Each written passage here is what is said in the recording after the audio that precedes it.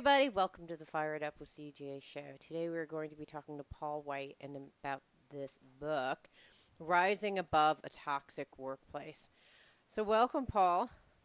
Thank you. I'm glad to be back. You know, it's funny, as I was reading through this book, I realized I was thinking through all the clients that I coach, and this is one of the primary things that my clients come to me for coaching Right. because they're either in toxic work environments where they're feuding with other people in the work, or the people around them are just toxic. It's an environment that's not helpful, or their bosses specifically are toxic, or people that they manage are toxic. I mean, this is a hmm big thing. Right. Look, Unfortunately. what prompted you to write this book? Well, I co-authored with Dr. Chapman the five languages of appreciation in the workplace that talk about how do you show appreciation in the ways that are meaningful to other people. And Hmm. as I was going out speaking and doing training at breaks and afterwards, people would come up and tell me negative stories about their workplace and what a Right. jerk their boss was. And it was sort of intriguing because it was not just an occasional thing. It was like every Oh. time. And we have a good size list on our newsletter, and so I put out questions for people and offered for them to tell stories. We just Hmm. got dozens and dozens and dozens of stories, and then followed up and interviewed them. And that's sort of what happened. It was like we need to look at this and see what's going on because Hmm. it's out there a lot. Yeah. What do you think are the causes? I mean, I know that, reorgs, just the, I worked at a high tech company, and the pace of change and the stress Right. it's like a market situation where there's just, it kind of, it's not toxic, but it's stressful. Right. What do you think is causing a toxic Well, workplace? it's interesting. Writing a book is sort of a time limited kind of project because you have to finish it, right? Yes. But at least for me, I keep learning afterwards. And so what Mm, we found afterwards, and put into a training kit with videos and that kind of stuff on how to avoid becoming a toxic workplace. Sort of three main points. One is almost every toxic environment has some form of a toxic leader, and it doesn't have to be at the top of the organization. It could be somebody, you know, a VP or a manager or whatever. But mm-hmm. and we can talk about what makes toxic leaders. But then, secondly, sick systems Mm, that they don't have things structured well for mm, good communication, decision making, so forth. And so, like, I found that sort of the five most common toxic types of workplaces are hospitals, long term care facilities, universities and colleges, government agencies, and public schools. mm, And if you, with the exception of long term care facilities, the other four all have sort of common characteristics in that they have multiple clientele, multiple mm, forms of reporting relationships, and it just screws things up, to be honest. mm. So you have that, and then lastly, just having dysfunctional colleagues. And I'm a psychologist by training, and I don't like to label people in spite of that. But dysfunctional really is a descriptive term. DYS means problem. Functional, they have problems with functioning, and it's sort of like people that just there's some area of their life that they just repeatedly have major problems, and Mhm. because they don't sort of function according to the rules of the world, and they try to Mhm. make everybody else do it their way or the way they think it should be. So Mhm. that's sort of what we found it because if you think about it, and change are everywhere, and not Right. every place is dysfunctional. So it's not necessarily the external factors and stressors. They can contribute to it, or they maybe make it more visible, but it's these other factors that really make a place nasty to work in. Mhm. Well, there's as I was reading through your book, I kept on actually thinking about another book that I read, and it was a book on uh, narcissism, um, borderline personality. I've had Right. people that have reported to people who are bipolar. I mean, where there's this like extreme volatility in emotions and or predictability on when they come to work. And do you Right. think that, I mean, I know it's dysfunctional, but do you think, but they're functional enough to be at work and hold an occupation, but could that be a cause too?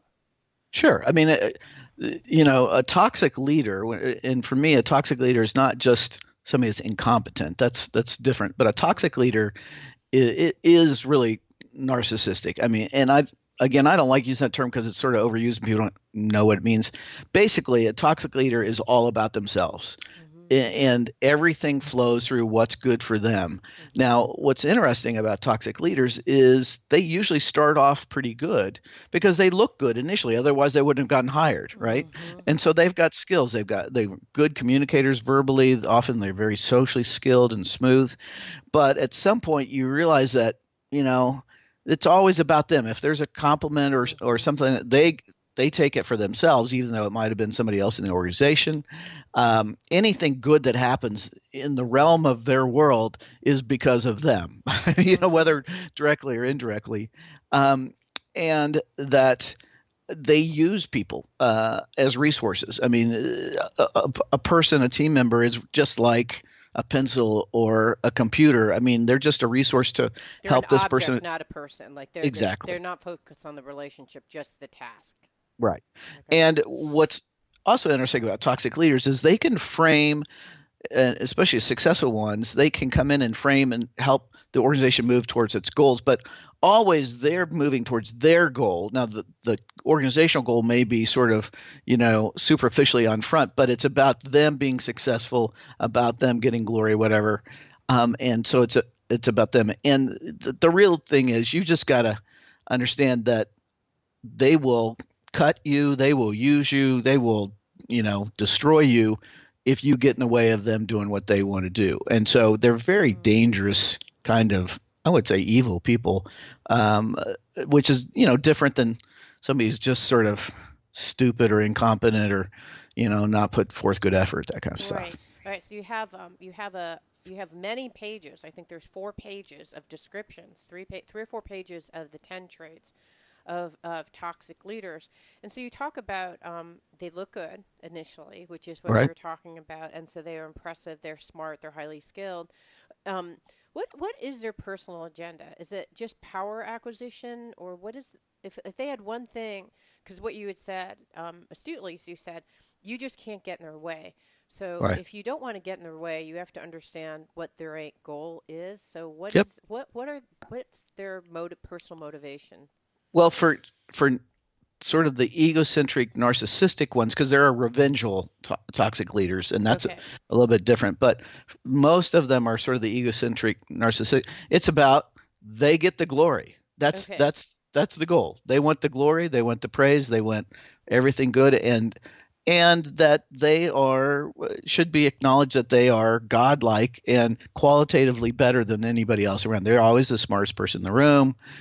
Their judgment's right. So it's just, I mean, they they want to be, number one. And Okay. So so if you want to get out of just kind of stay out of their way or get in their good graces, then it would be about either, helping them towards their goal. I yeah, mean, helping them and look giving good. them You're always and making them right, look good. make them always look good. If they Yeah. get the credit, who cares? If they, they just always have to be looking like they're Right. winning and doing well. Yeah. And so But that's there's not reality, right? I mean, the part of it is it's not real. They didn't do it all. There are other people that contributed. And so you have down line consequences if you do it that way. You can do it for a while and a pretty long while, but you start to cease to have any meaning as a person except for as their lackey. You know what I mean? right. So it's Well, that's if you it's decide to work for someone like that.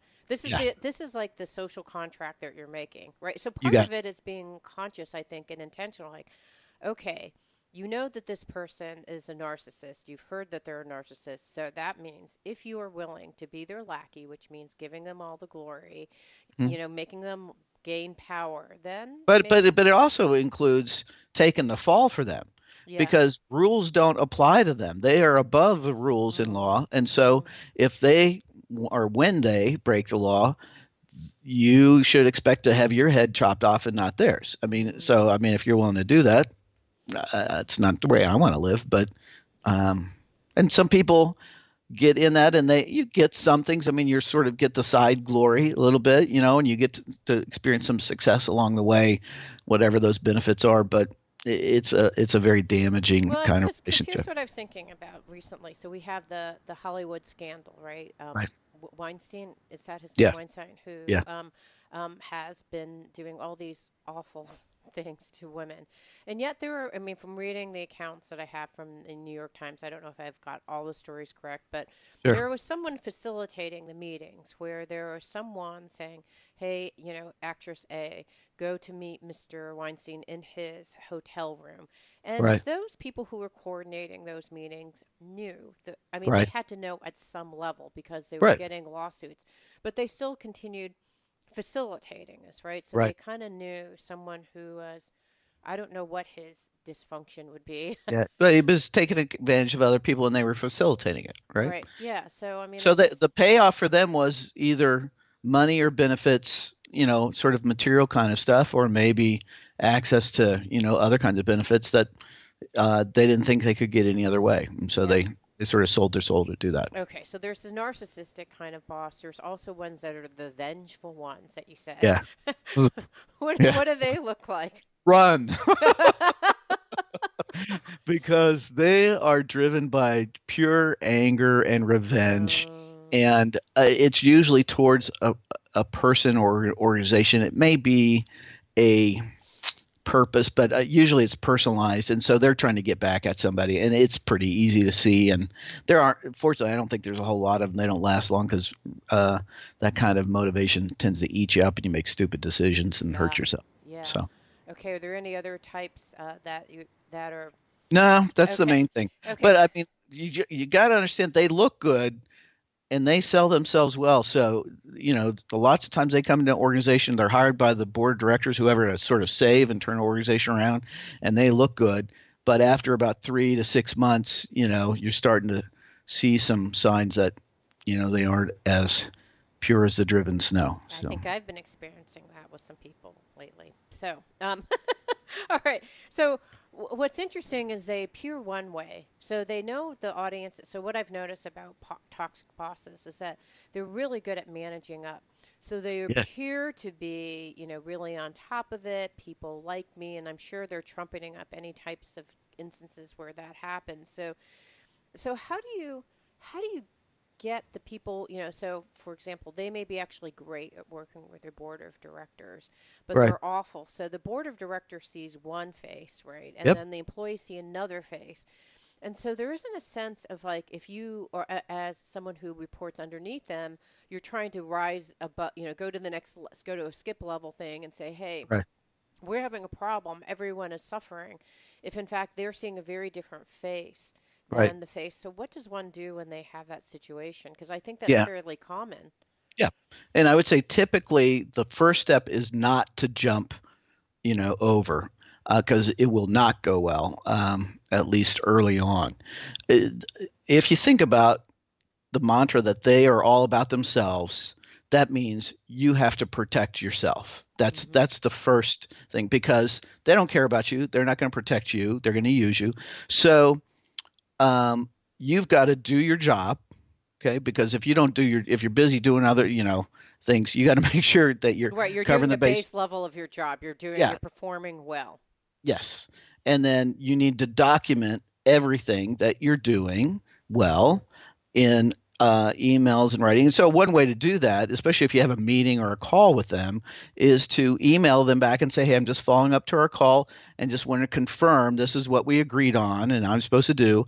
And if it's different than that, please let me know. That way, you've sort of closed the circle, said this is what we agreed on, and then the onus is on them. So, if they say, well, I didn't you misunderstood or whatever. So like you told me, I told In you this if you email, I saw this, blah, blah, blah. So basically, you right, start building a paper trail to give to whom or to present to just a whom. half, just a half. I mean, Mm. for because I mean, you're not. It's not like you're building a case to take them to the detectives. You're just to defend yourself. The goal is not to take them down.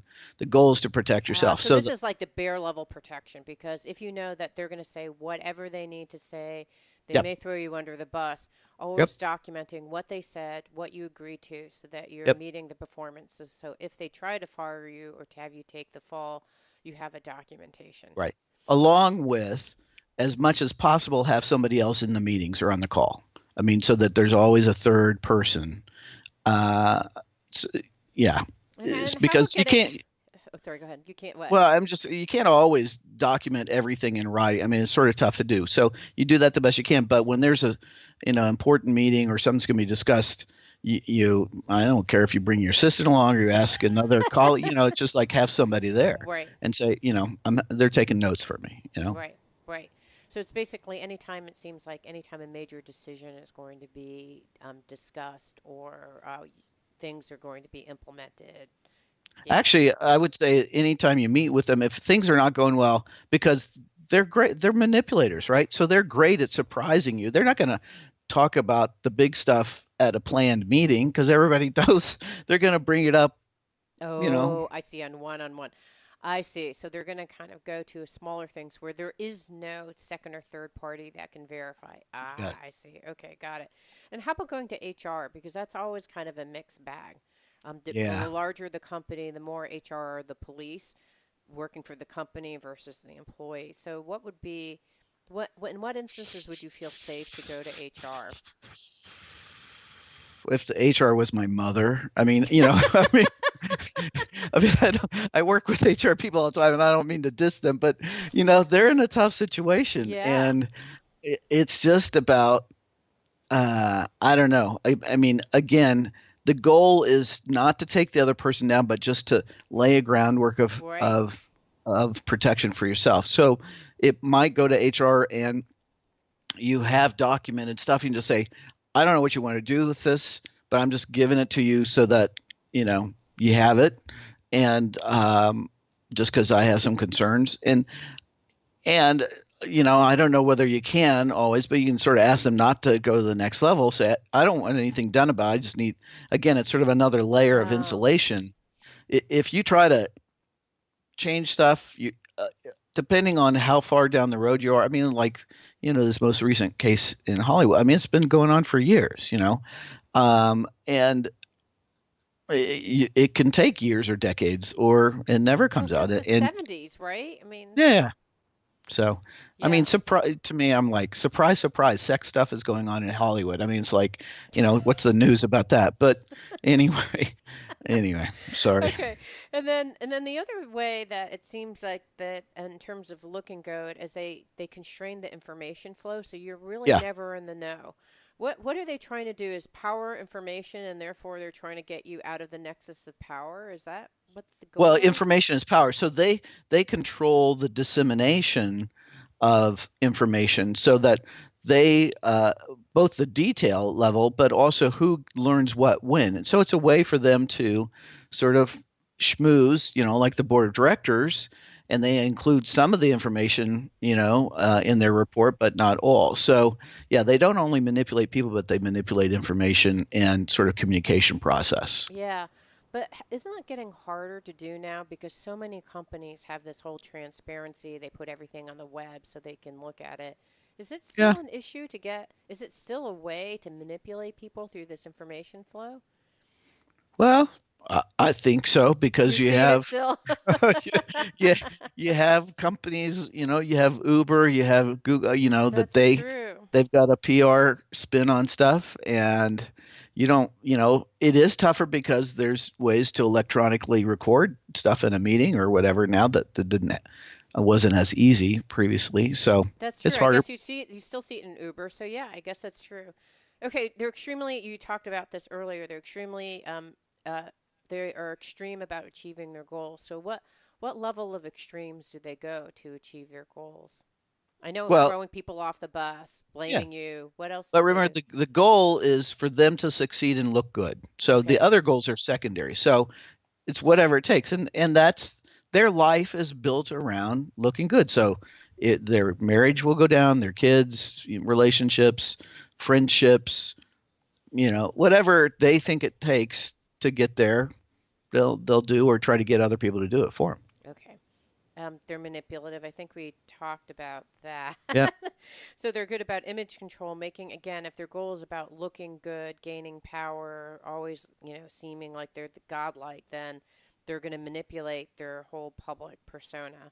right. Um, and, and then there are instances in here where people have asked others to lie, which I've had that happen at General Electric, where people are like, "Hey, I want you to change the books," Hmm. because I need you to record this thing that didn't really happen because we need to, have a profitable, we have a profitable year and we're going to tuck some of that stuff away. Right. And that just didn't feel good. Or they block you from leaving. These are other ways in which they manipulate. Tell me a little bit about things that you've heard in terms of how.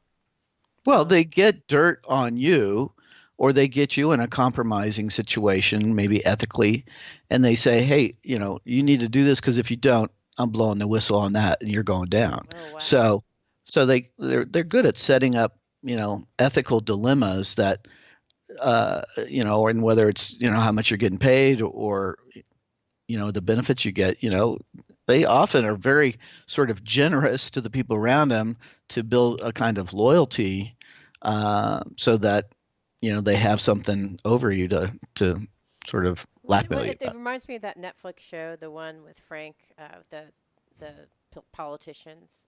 Uh-huh. What's it called? Reminds I me of that. don't. Anyways, sounds like that guy. Or Game of Thrones. Sounds like Yeah. this kind of stuff.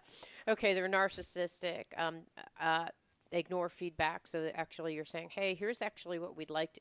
So I actually had a client who had a boss. The group. She actually did what you. One of the things that you recommend in the book was she got together with other colleagues and they, en masse, came up with some things that they would like to see change in the Hmm. environment of this nonprofit. And they brought it to the boss, and the boss gave them no assurances that she was listening. Right. She greatly ignored everything. She ignored the feedback. She didn't listen. And then she called them a bunch of whiners. Right. Um, so, Actually, often they listen to the feedback, but the way they process it is, okay, these people are troublemakers. I got to figure out how to get rid of them or make them look bad. So they're listening. They're just not listening to the message you're trying to send. yeah, so what does one do? Because if you actually collectively work, then unless you get the whole organization, and then it's a Right. coup, then it feels like a coup. Yep. Yep. Um, so, I mean, it doesn't. How does one remedy this situation? You can't go to the HR. You can't go skipping above them. Right. In this case, if you work collaboratively with other people, that doesn't happen. Then, um, So I think you have two options. You do the best you can to protect yourself, and wait till they fall, because I mean these people can only last so long, but it can take years to decades. Or you decide you get out of there. hmm I, I mean, because just changing it is really really tough, and there are certain circumstances that you may not be in control of, um, that need to happen. That you in the meantime you're dying on the vine. right, right. It's hard because it seems like in some cases, as you point out in the book, that there are lots of different. Sometimes people confront their boss and say, "Hey, when you," one of the things that you mentioned in here is they're condescending. So they will yell at you during a meeting. They will assume the worst case about you.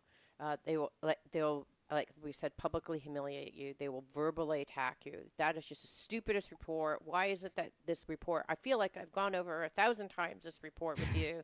Right. Nothing you do is right. Or they'll micromanage you. They have this kind of condescension.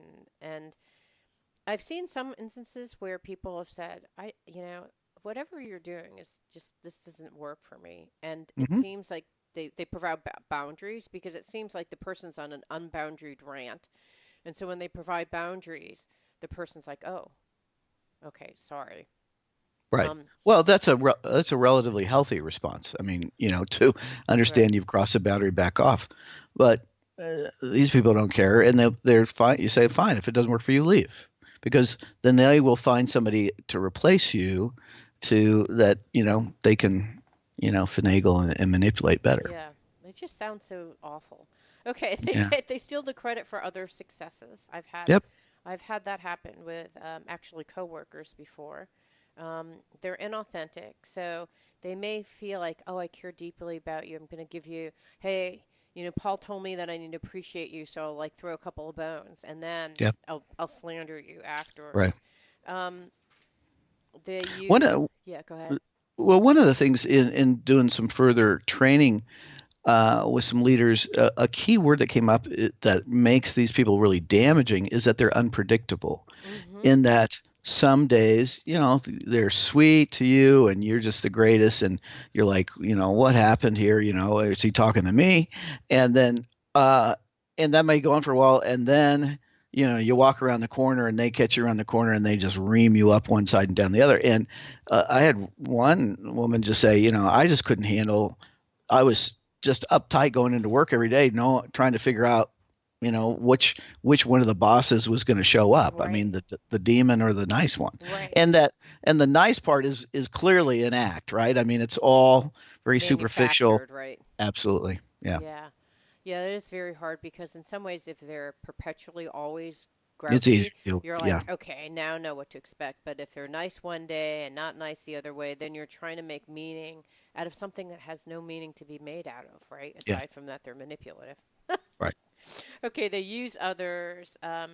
So so they and there's rumors and gossip. So they actually perpetuate rumors and gossip, sleep around with other employees, blame others. They never apologize. These Oh, people are awful. they are. That's why I mean, they are nasty people. Okay, they won't address real risks. So what does this mean? So it means that, I mean, we had a situation here of a CEO or director of a not-for-profit, and it was all about sort of, looking good to the community, but they had risks of loss of funding because government funding had changed, and they didn't really ever deal with that.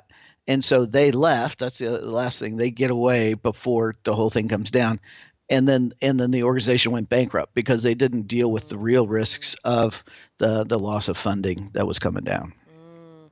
So I actually had someone who inherited that kind of situation where they were a nonprofit. They were spending like crazy on like expanding when in fact they were about to go under, which was just kind of crazy. So she inherited this nonprofit and she had to make all these hard cuts, right? Because Right.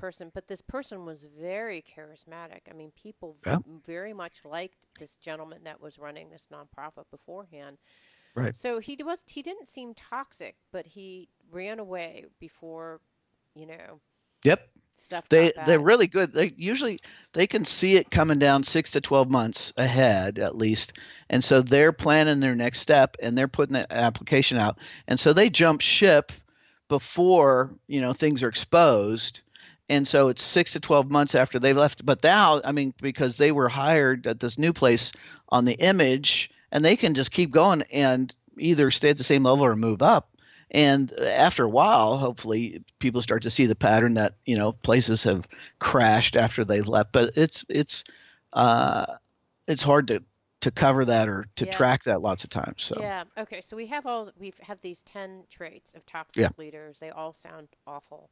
yep, Um, you said that the remedies are to find some way of protecting yourself. We talked about documenting up the Yahoo so that or Wahoo right, because and then whatever word documenting or leaving. Um, right.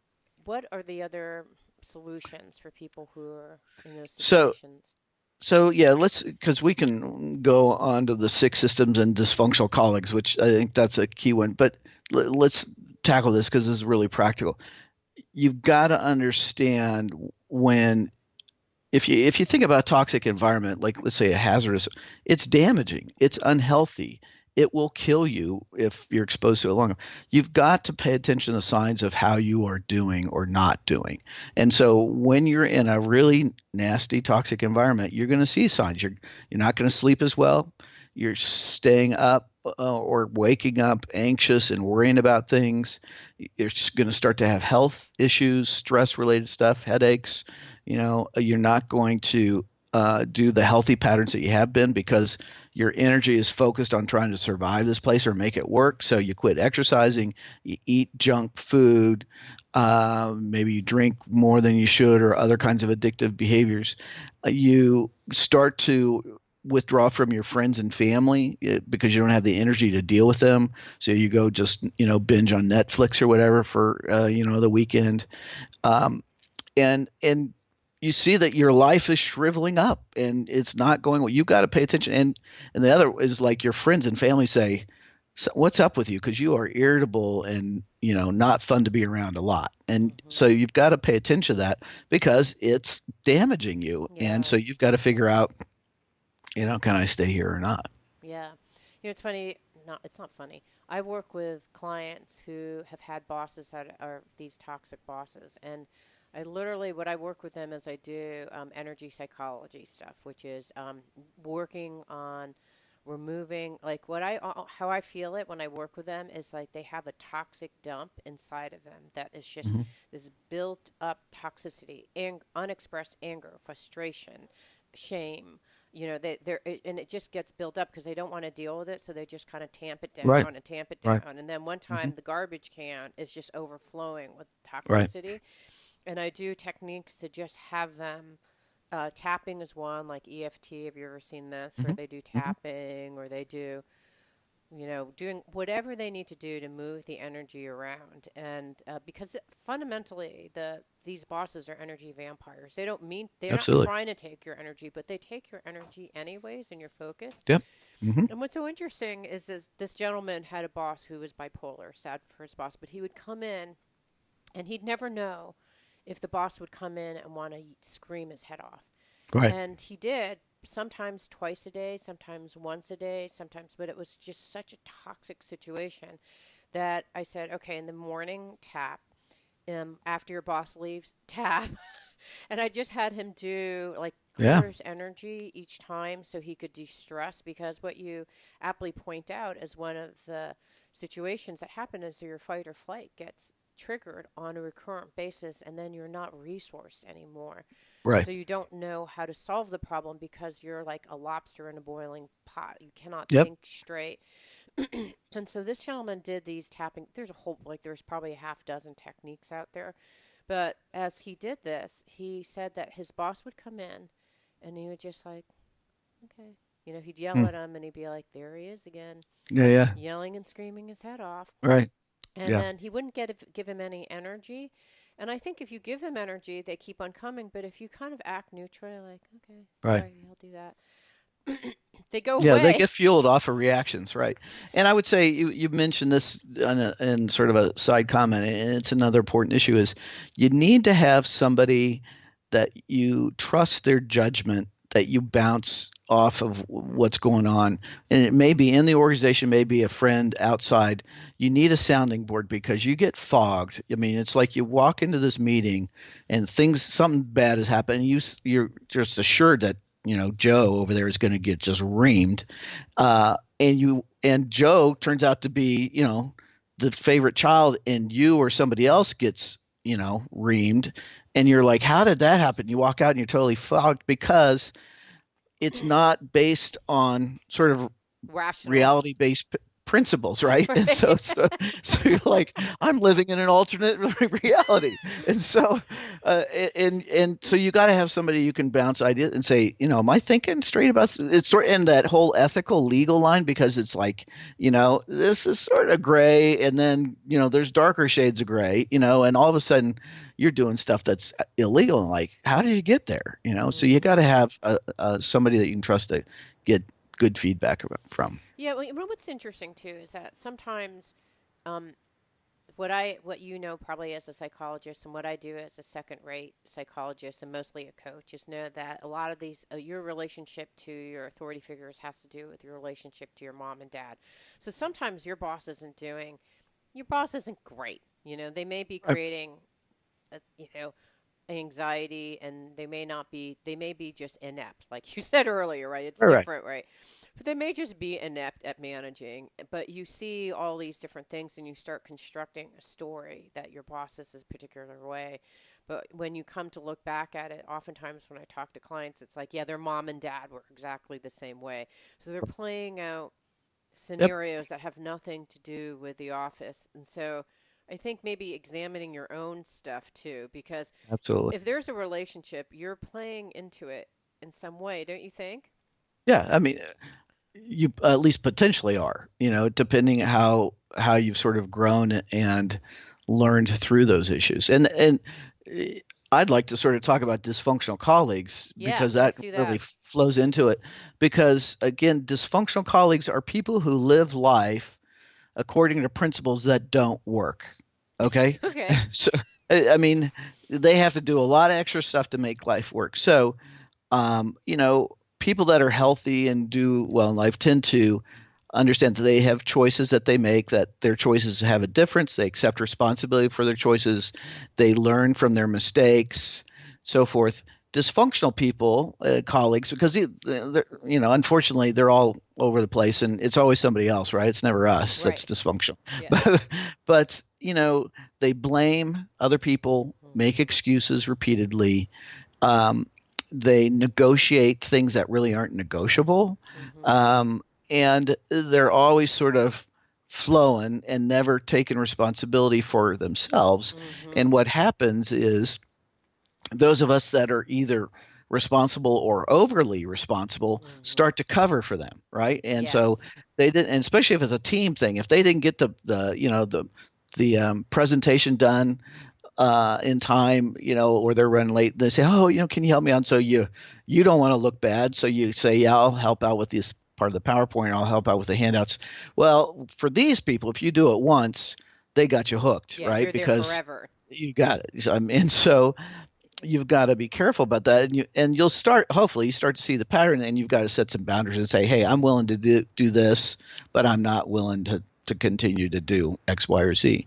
But so that's a pattern for them. The other thing that dysfunctional colleagues do is they're great, sort of like a little sibling that sets up their older sibling, and it's like, I want to see them fight. And so they're able to make conflict between other people that they look like they stay outside of it so that it distracts off of what they're doing or not doing. So they're great at Oh, just making, manufacturing. So yeah, how do they or making what's it that, how do they worse. manufacture conflict or Well, make it worse? one of the things they do is indirect communication. So they don't, if there's a situation with you or somebody else, they don't talk to you. They talk to somebody else and say, CJ really, sort Yeah. of messed up on Yeah. this Yeah. and plant stuff, or ask them to be the messenger and say, would you mind talking to CJ and make sure she does her work right or whatever. So it's always indirect because that way they avoid that direct feedback and confrontation.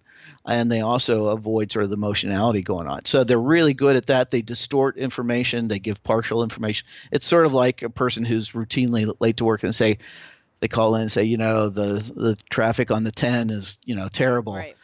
Well, that may be true, but they don't tell you they also left 30 minutes late, right? Right. I mean, so they just give you part of it. And these people, they just sort of, they're the ones that just keep things whipped up. And they're never quite, it's sort of like pushing an oil spot. You never can quite pin them down Right. uh, unless you really work at it. Okay, what does one do with these slippery colleagues that don't take responsibility, blame us, make excuses, and negotiate? Yeah. So you commit to only communicating directly. I mean, that for you, it's like if it's between you and them, and they send a messenger and say, "Hey, I know you maybe got caught in the middle of this, but um, I need to talk to them directly." So Right. either they call or I'll call them. You verify information because you can't guarantee that what they've said is true about facts or about other people. And you set boundaries and say, Huh. you know, I'm I will put in an extra hour on this PowerPoint or whatever it is, but that's all, and I'll send it to you, and then it's the rest of it's up to you. Right. And so you've got to sort of keep things straight, otherwise you become a rescuer, right? Mm. And I mean, it ties into the whole sort of addictive kind of personality thing of being an enabler and all that. That you've got to be clear about this. So Mm-hmm. uh, and and sometimes you got to let bad things happen, right? I mean that maybe your team looks bad, but again, you document what you did, and uh, it's unfortunate. These things can take so much energy, right? Um, but you hold, and it's sort of like a teenager. Um, you know, if you're going to shape their behavior, you got to monitor it and more closely, especially if they're sort of slippery, and you got Right. to set closer time boundaries. So you're almost moved towards micromanaging in that Mm-hmm. you check in tomorrow rather than next week. Mm-hmm. And say, did you get that step done? Did you get that step Mm-hmm. done? So that you can document that they're not doing what they're supposed to. Mm-hmm. Um, so and you got to be sort of confident in yourself. That's like I'm doing the best I can with what I can, and they can get upset about it. I mean, that's the other, don't sort of get drawn into their drama, and and usually the truth wins out. I mean, not always, but almost always. If you just hang in there and just Well, do what you're people supposed who to are do. like that generally don't have a ton of power. They're just kind of like going through the cracks all the time, slipping through Yeah, the cracks. And so yeah. I But the had a problem is when they have some other form of power through a family relationship. If you're in a family business or a employee, so it's yes. not based on the performance, but it's based on something else. Yes, I can see that. I can definitely see that where it's like, oh, you're gonna say something bad about my brother. It's like, oh God, forget about it. Right. Because I've had colleagues who've pulled stuff like that, and I've come to their offices later saying, you know what, whatever that was, you can never do something like that again to me. And they were Right. shocked because not a lot of people say like, Exactly. you know what you did was uncool, and here's what you did, and here's how it undermined me, and I never want to see that again. I did that once to a guy who did stuff like that all. He was very condescending. This is a Yeah. stupid set of PowerPoints, like he didn't say, I can't even remember. He didn't say anything that bad to me, but I'd seen him recurrently do stuff, and so became an acceptable form of criticism and like behavior, and I just said, this is not going to happen again. Well, and And it unfortunately, never did. unfortunately, you have to think about it like kids or teenagers. If you just threaten and don't follow through, you're screwed. You just screwed yourself. Yeah, Uh, so if you draw a line, you got to follow through because they're not used to that. They're right. used to being rescued and all that, and you'll get their attention if you follow through. You and call them on it. Yeah, ahead of time in private. Say, I'm telling you, I know what you did. Don't do it again, or this is what's happening. Yeah, And do not mess with me because I've been through this before and I win. right, Okay. right. And so you just tell them straight up, you know, I would have I, gone that far, but I think that that's what you have to do. I think it is like teenagers, right? It's like yeah. behavioral change. What you need with behavioral change is repeated reminders And and again, follow you need through. support because you get, am I thinking right about, am I overreacting? And then you lay down the law and it takes all the energy you have to do it. I mean, it sounds like you're really tough, but then you go and you go, oh my gosh. So you got to have a support person say, no, you're right. Don't worry about it. Just hang in there. Right. Yeah, I So. have such a bad temper that I think I scared the bejesus out of this guy, so he never did anything like this again. All right, I want to talk about six systems, and I want to talk about uh, work a kind of toxic environment. Which do you want to talk about next? Either. You know, what I think's interesting, and I guess a point I want to make sure to make is, um, there's always something you can do. In other words, we can focus on other people, and they can be a source of pain, but you can make a difference, whether it's protecting yourself or focusing on positive, supportive people, or doing what you can not to engage the negative and try to be positive. So I'm absolutely not trying to make people into victims that, oh, I've got this worst place to work, whatever. Well, okay, let's take a look at it because usually there's something that we add to it a little bit, and we can improve. And or if it's really bad, get out of there. Nobody says you have to stay there. Fortunately, we're in a economic situation right now where jobs are pretty available, and so you don't have to stay there. And the part that I don't like that people often say, well, I don't have a choice. Yeah, you do. Okay. And I find that people say I don't have a choice when they have two or more choices that they don't really like. They may have choice A that's got some positives and some negatives. Choice B has got some positive negatives, C and so forth. And they say, well, that nothing's really that great. Well, you got to pick which one you either dislike the most or you're willing to live with. Because sometimes that's just life. I mean, that we have Yeah. to make tough choices and it's not that clear. Uh, and I think you had sent me a question about why do people stay in these, partly because of the fear of the unknown, but also it takes energy to move and change, right? And Hmm. so if you're already sort of worn down, it's tough to sort of gather that up. And that's where support from friends and family is really important to help you think clearly, develop a plan, and start to take small steps over time. It's not typically good to just leave, boom, all at once. But if you can see the handwriting on the wall that this is the way it's been, by the way, I've worked for non-profits and often their missions are great and all that, but even not-for-profits exist for their own survival. Hmm. You they will survive without you. Even if you were the founder or you're the key person, you're not that important. And if it's taking you down, you better get out of there because it will suck you dry and eat you up if you let it. So Hmm. you got to sort of count Well, the and cost. I'm actually going to continue from that because that's who comes to see me. They've actually been in a toxic work environment to the point that they have really low self-esteem. They're like, I don't even know if I have any value anymore. Like, I just feel like I've been yelled at so many times and Mm, I don't know what value I do offer. I mean, they come to me with such a low self-esteem because they've been in these toxic work environments.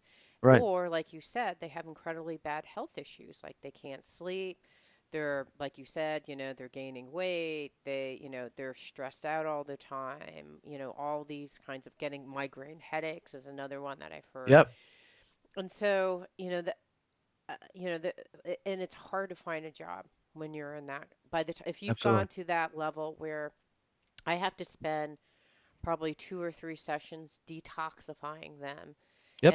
and building their confidence up. Like we go through strengths exercises and remind Mhm. them like these are your strengths.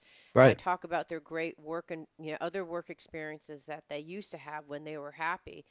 And then it's like a slow build though. It doesn't happen right away. It's Right. like, Right. it could be a month or so before. I mean, and that's optimistic, but Right. generally like a month or so before they are kind of back to their resourced, happy, optimistic state. I mean, can take that long. So I think that's you think, well, I don't want to take the energy to leave now, but if you don't leave now, then you have to put the energy in Right. later. And and generally speaking, when I've been working with these clients, they have to stay a month and a half to 2 months in their current job even when they know that they're toxic and they're completely like they're kind of their fuel tank is at empty. So it's like, yeah, but I know, but you need the money, right? So you have to stay here until you kind of get Right. back into at least a half a tank, so you have Right. energy to do the interviewing and the writing. I mean, it takes a lot of work to do those things. Absolutely. And two thoughts. One is health is largely the result of a bunch of small steps, right? So that's where you got to start. You didn't get here, you didn't drop off a cliff, probably. You sort of had a slow descent. So you got to have a slow ascent as well. So exercise, at least take some walks, go out over lunch, get outside, quit eating chips and pop and nasty pizza, Drinking whatever. and whatever, Yeah, yeah. whatever. And just take some small steps to get going because healthy habits give you energy to do more, right? So, and that means also getting together with people that are supportive, doing something that's fun or restorative, laughing, all that kind of thing. The other part is, a lot of people say, well, I don't know how bad my workplace is. I mean, is it sort of normally stressful? Is it really bad or whatever? Right. So we created an assessment. It's called the Ratings of Toxic Symptoms. It's a scale. It's ROTS. I always like to make fun acronyms. But if they go to our website, it's appreciationatwork.com, and it's the word at. So appreciationatwork.com. And there's a tab called assessments. And underneath there's an assessment. It takes 10 or 15 minutes, and it will give you feedback on how nasty your workplace is, and it Mm. assesses 7 different areas: communication and support, that kind of stuff, just so that if you and then we also give suggestions for that area of Mm. books or websites or whatever, because sometimes you don't, especially if you've been in it for a while, you don't realize How how bad it nasty. is. Yeah. Yeah. Yeah. And how what toll it's taken on you. So you Absolutely. could take this. So because I think that's the toughest thing. Because I get clients all the time who have been, and it's unclear, right? They may have had other stuff happen in their own lives, so that their ability to deal with the situation is lower, or but they reach a point where they're like, I'm not sure if I should stay or if I Right. should go, and I don't know either because I don't really know. Is it them? Do they have issues with authority? Yep. Or do they not have boundaries? Like, I'm not sure exactly what's causing it. So I'm like, well, what do you want to do? And I'm like, well, let's try to see, let's try boundaries and let's try these things and de-stressing and see if those things help. And if not, then I think it's time, like Yeah. you're going to have to make the conscious decision, right? Which we said before.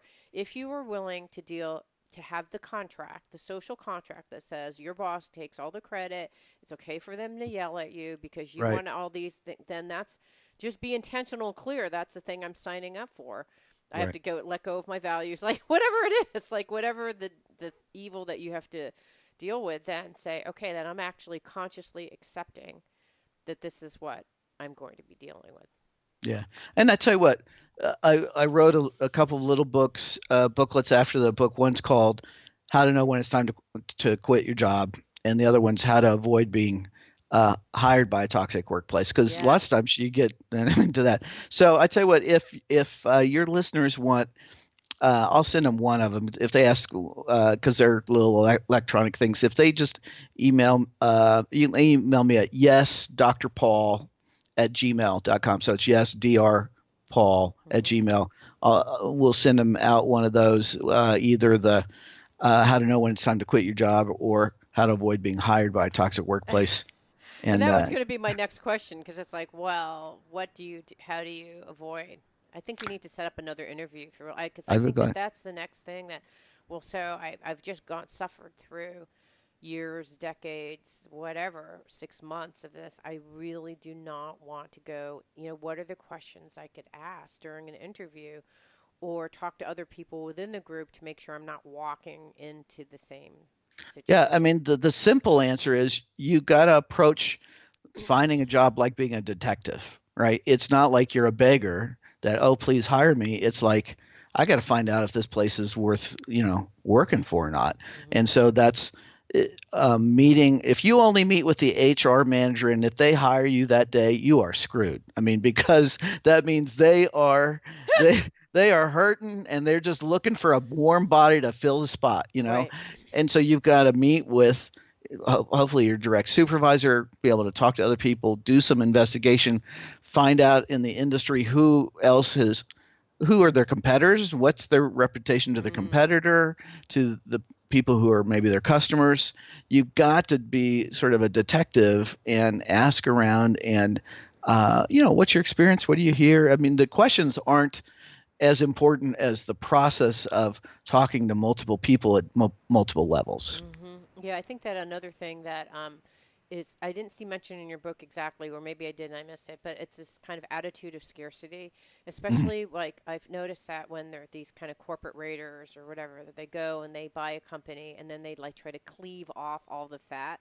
And so Right. that they can make those organizations more profitable. I had someone in a startup here in Seattle who got bought out by like Saatchi and like a gigantic advertising agency, and then her only job was just Mm. cleaving and cutting, and they Ah, took a business that was like grown like crazy, and they cleaved and cut it to the point that it started losing sales, and then they're like, why are we losing sales? Now we right. have to fire people. It's like, oh my Right. god. Like, why couldn't you just leave good enough alone? But instead they Right. wanted to like cut. And I think sometimes working in environments like that, when they're going through that state, when companies are going through those transitions, I don't know if I'd really want to work in an environment like that Right. either. That would be I my. mean, the positive side of it is in some merger acquisition kinds of things, there's opportunities for rapid growth in leadership. Eh, uh, I mean, that's the positive side. There's a lot of negatives. All right. And and I think and it's hard because companies will say our mission is to serve our customers well or whatever, but you got to find out and say, talk to people, say, when things get tough, what are the kinds of decisions are made or how do they go about it? And That's a great question. you know, Yeah. then you sort of hear what happens. So Yeah. Like, what happened when this happened? Did they cut people? Did they lay off people? What's kind of the go-to position? Because right. that tells you a lot about the leadership style. Yep. I like that one. All right, this has been fantastic. Let's do it again. Thank you so much. It means so much to me that you're listening to the show. Would love your support in any way by giving me comments below or to subscribe to the show or share the show with friends. Thank you again for your support. Love and blessings.